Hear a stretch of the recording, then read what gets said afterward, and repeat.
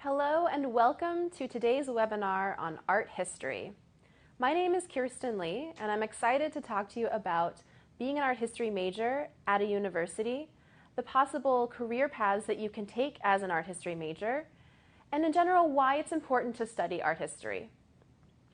I myself was an art history minor at Fordham University in New York City, where I also studied classical languages and civilizations.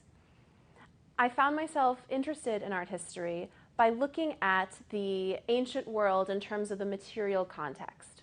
So while I was busy reading ancient Greek and Latin and translating the great poets and authors of the ancient world, I was most interested in the objects that surrounded them, in thinking about the material culture that the ancient world holds.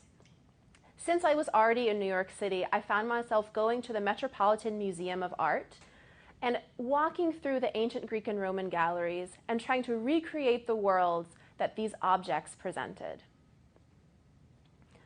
I then decided to pursue art history through graduate work at the Institute of Fine Arts at New York University.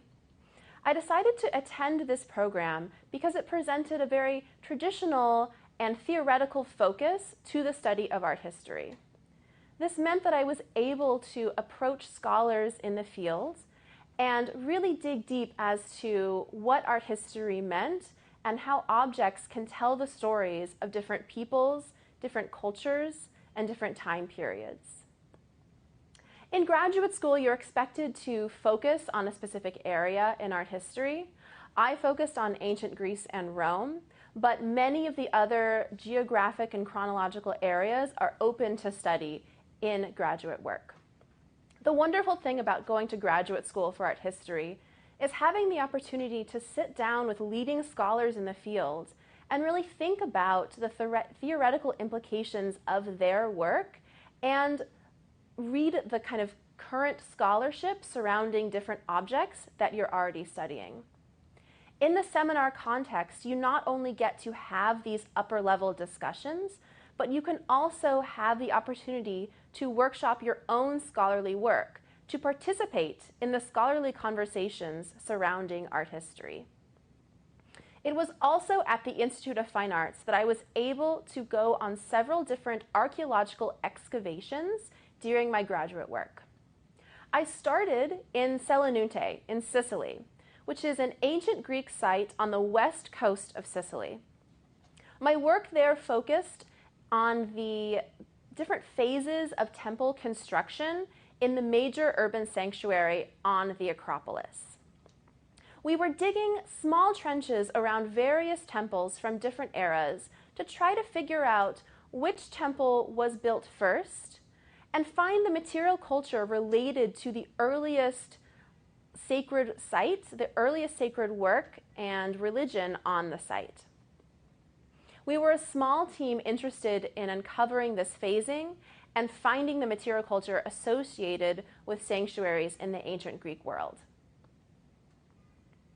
The following summer, I continued work in Sicily and then took on another position at the city of Aphrodisias in Turkey. This city is incredible. It's mostly filled with marble statuary and buildings, and it's very well preserved from the modern period all the way down to its refounding and rebuilding in the 20s and 30s BCE by a man named C. Julius Zoilos. The archaeological excavations at Aphrodisias are run jointly between NYU and Oxford University, and this gave me the opportunity to work with my counterparts and colleagues at Oxford for a more global understanding of art history and archaeology. I was responsible for directing the archaeological work in 3 different trenches on the site of Aphrodisias, where I led a team of between 5 and 10 local workmen who were responsible for doing much of the digging themselves. I also found this beautiful head of a local Roman magistrate. This would have been set up on a statue in the North Agora of Aphrodisias, where this man not only paid for his image to be put up in honor, but also sponsored some local building projects in the area. You can see there's some damage that has been done. This is from the actual toppling of the statue. When you find these objects in an archaeological excavation, you not only can see the original markings, the original tool works on the statue, but you can imagine its later life and as it fell and went through the centuries buried underground until it's unearthed by archaeologists. The following summer, I continued archaeological work at the Greek island of Samothrace. You may know this island. It's most famous for the statue of Nike, the goddess of victory, here set up in the Louvre. The archaeological excavations on Samothrace are run jointly between New York University and Emory University. And these two institutions are interested in not only working on the statue itself, but importantly, the context of the statue. That's why we do archaeology, is to uncover the context of all the objects we're finding in the ground. I was working with team members from the Louvre Museum itself, where we were actually finding fragments of the ship on which the Nike statue is displayed, where they took it back to be conserved at the Louvre Museum and reinstalled on the Great Stairway. My main focus, however, was on the pottery. You can see here the variety of pottery fragments and shapes that come out of the ground at Samothrace. The site was constructing a new site museum, and I was part of a team working on inventory and object work to get ready for this move into the new museum and to make sure we understood exactly the material culture that was found around the site of the Nike statue. I was able, during my final years of graduate school, to take a research term in Athens. Now, this is one of the best things you can do with studying art history, is you have the opportunity to go around the world to access museums, archives, and sites where you can get primary source research done. So since I was working on ancient art, I went to Athens, to the American school there, worked in the library, and then participated in the American school excavations at Corinth on mainland Greece. In Corinth, we were digging a bunch of trenches where we were really interested in the medieval phasing of the city, kind of looking deep into how the city changed over time. Archaeology is not about finding pretty things. It's about understanding change over time and seeing how that change is reflected in the material record. And so we were able to do that very clearly at Corinth. Those were some of the opportunities that I had through studying art history at graduate school. That was my archaeological experience was really relegated to the summers when the dig season is active. During the year, I was taking classes, I was working at conferences, working on papers, and importantly, teaching. I started teaching at New York University through doing some intro classes and then upper-level seminars in ancient art. I continued teaching throughout New York City at Fordham, at Parsons, and again at New York University, where I was able to work with a variety of different groups of students at different stages in their work and teach them what I loved and learned about art history. So we have to ask ourselves, why do we study art history? Why are we interested in these objects? First of all, I tell my students on the first day of class, this is a history class. It's not an art appreciation class. So the study of art history is just the study of history through objects. You can learn just as much about 15th century France by reading text as you can by looking at the images that were used, produced, damaged, etc. during those time periods. So I say study art history if you're at all interested in studying history to get a different viewpoint from what perhaps the authors are presenting. You also study art history because it allows you to think critically about images. We are covered with images in our daily life, from Instagram on our phones to the billboards that we encounter on our commute and walking down the street. Art history is going to teach you how to think critically about what you're seeing, how to understand the context behind images that are produced in today's culture, and to put these in relation to other images and see the function underneath them. So in any study of images, an art history background is going to be essential for this contextual understanding. Another important thing that art history is going to teach you is the study of technological developments.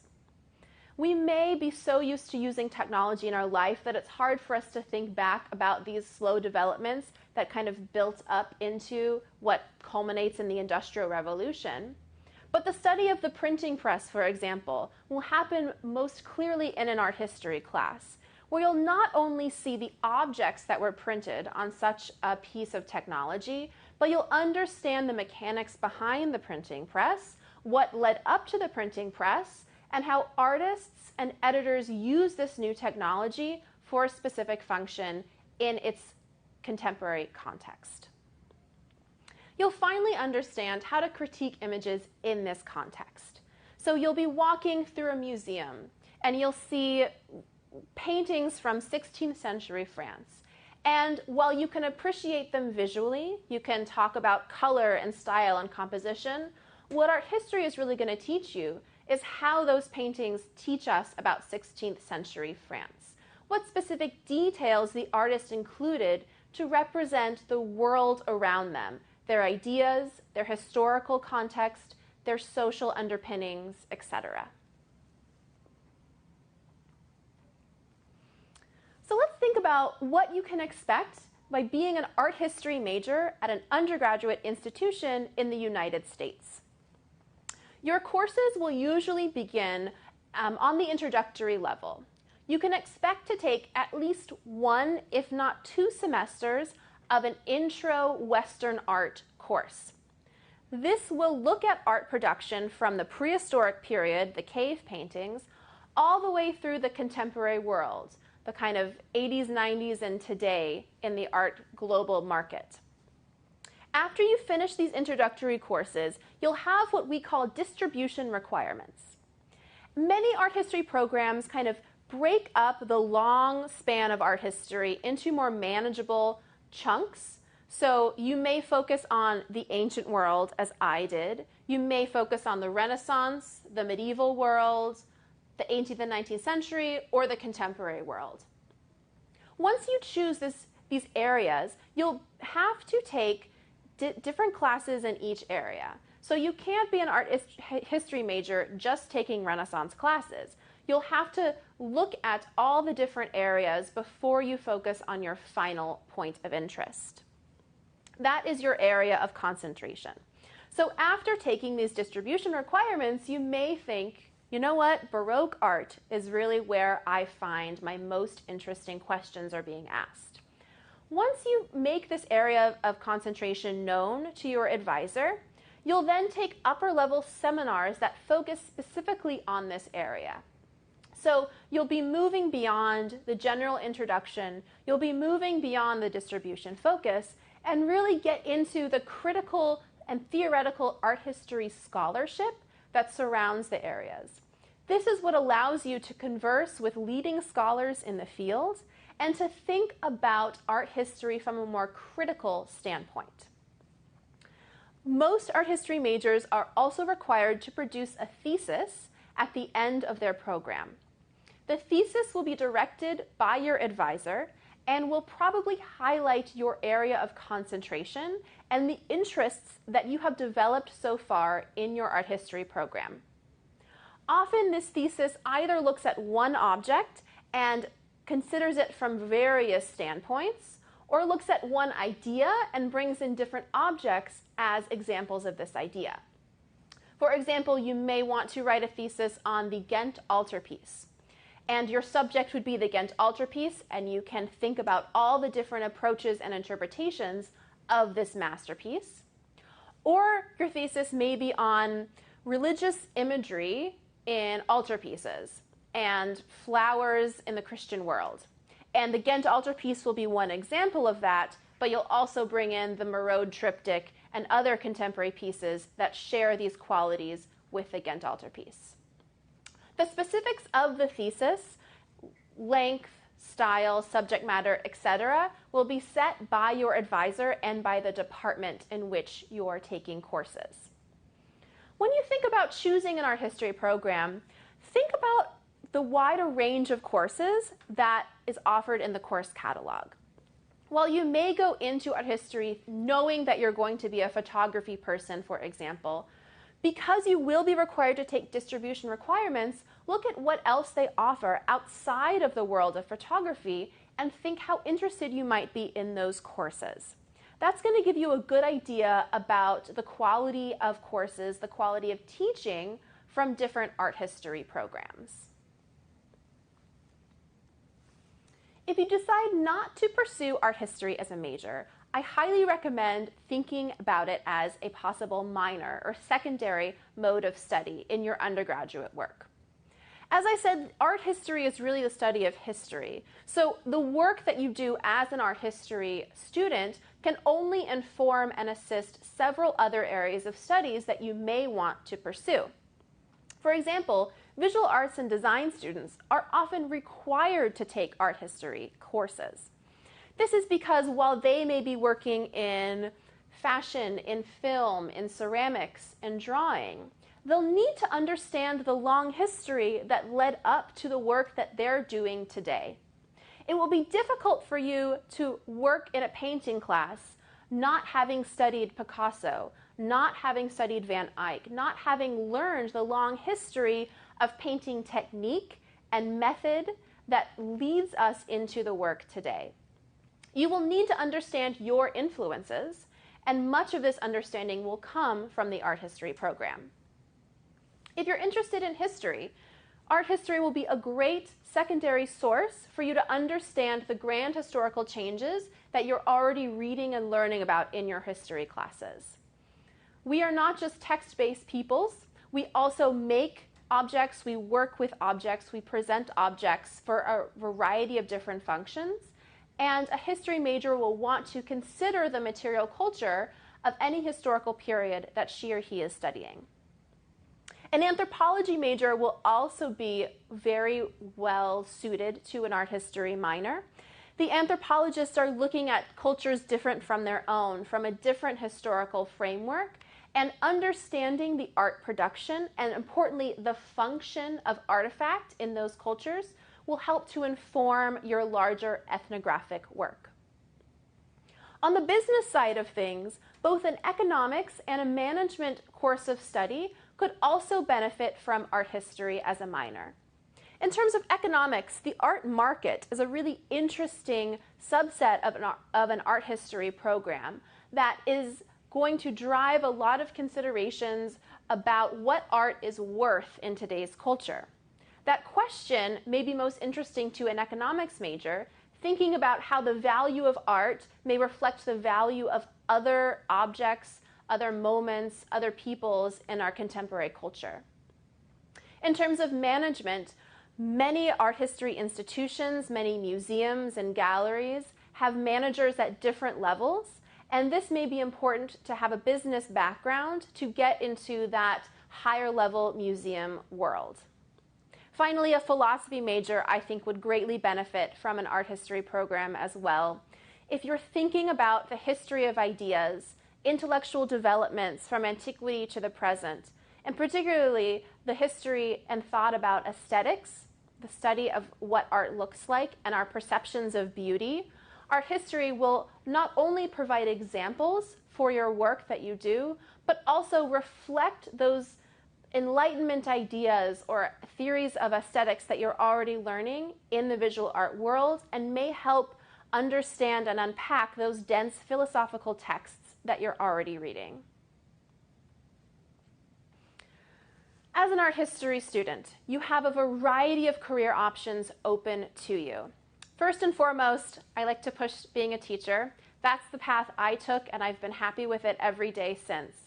You don't have to become an art history professor necessarily. You can think about teaching history courses and incorporating objects and art into them. You can think about teaching at the high school level or the university level with an art history degree at a public or private university. You can even consider teaching adult learners or working in an educational department at a museum and continuing education in that way. In terms of the museum world or the gallery world, you could think about becoming a curator or director. A curator is going to be focused in one specific department, so the ancient galleries or something like this, and the curator is going to be responsible not only for keeping the current collection, but also acquisitions of any future objects. So you'll be working with team members who are in the art market and thinking about how to grow, develop, and publish the collection that you're in charge of at the museum. Many small museums have a single director that is responsible for covering a lot of different departments, but a global or larger museum, like the Metropolitan Museum of Art, will have directors at various levels and various departments throughout the entire institution.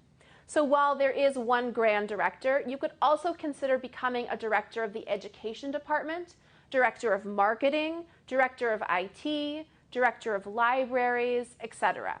So all these different career pathways are open to you, but to get into the museum world, you often need an art history background. If you're studying art history but also interested in the visual arts, you may want to consider becoming a conservator. A conservator is responsible for preserving art objects that are decaying naturally in time. So this may lead you to work at a larger museum or work with a small firm where you're responsible for working on paintings that are disintegrating or fading, sculpture that is outside and weathering naturally in a variety of different areas. You would expect to have some visual arts work and experience to do this, but an art history background would be the most important aspect for you to consider. If you're interested in working in the private sector, you may think about becoming either a developer or a consultant. A developer could work on the financial side of things, creating fundraising campaigns targeted to a specific audience, or you could work on the technological side of things, working with an IT department or office, developing new research databases or museum websites that would lend itself to art history production and research. And a final opportunity is to become an appraiser. Now, this is someone who works either independently or with an auction house, such as Christie's or Sotheby's, to research and evaluate the worth of an art object. This would feed directly into the study of the art market and think about how much art is worth and how that changes over time. So these are some possible career trajectories that you could take after completing a course of study in art history. I think that visual arts students are not only going to need to understand the long history that's leading up to their preferred medium, but they also might find inspiration when studying art history. Even if you're a contemporary painter and you're focused on working in the moment and thinking just about the new developments, looking back at prehistoric cave paintings may spark something in you. You may find inspiration from artists working from 28,000 years ago, and the ideas that they were getting across might inform some ideas that you're working in. Art history is also going to be important because it's going to teach you the language that you'll need to talk about your own work in your visual arts defense programs. So while you may present paintings or photographs and see lines and composition, an art history major is going to teach you how to articulate what you're really trying to get across and give you the historical basis for what you're presenting. So you'll be able to understand your influences and learn from them in your critique formats. Great question. So the difficulties that I see students from Asia coming to do Western art history are really twofold. The first is in terms of vocabulary, because art history is not just English, but when I'm talking about Italian Renaissance art history, I'm often going to use Italian terminology to talk about different painting techniques, etc. Or when I'm looking at German developments in printmaking in the 15th century, I'll be using German words to talk about that new technology. So learning English is unfortunately not enough when you're studying art history. You need to be comfortable learning vocabulary in a variety of different languages to really use the correct words to talk about what you're seeing and what you're learning. Another issue I've come across is the understanding of the kind of large array of Christian representations in art. Much of Western art history from about 300 AD to the 19th century is representations of the Christian religion. And there are so many types of images that are frequently represented that might not be part of the religious background or historical language that students from Asia have grown up with. So you'll have to kind of learn about this Judeo-Christian religious format in order to move forward in much of Western art history.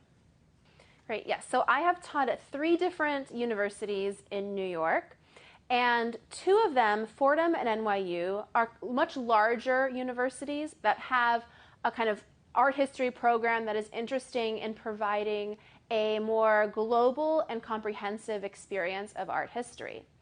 Parsons is more of a design school focused on the visual arts and design, whereas art history there serves as a kind of theoretical and methodological background to the work that you're doing. So at Parsons, you can have the opportunity to select the type of art history course you might be most interested in. So if you're a photography design student at Parsons, a history of photography class or a 19th century art history class might be best suited to your program of study.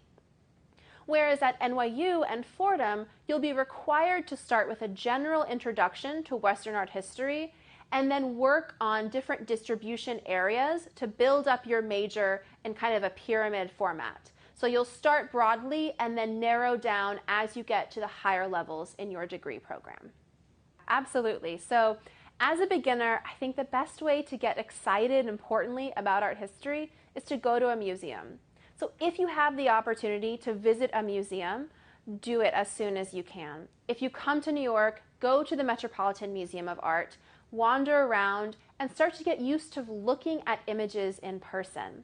For Western art history, you may want to focus on the great Western art museums in France and London and New York, but any museum is worth it just to get you comfortable looking at images.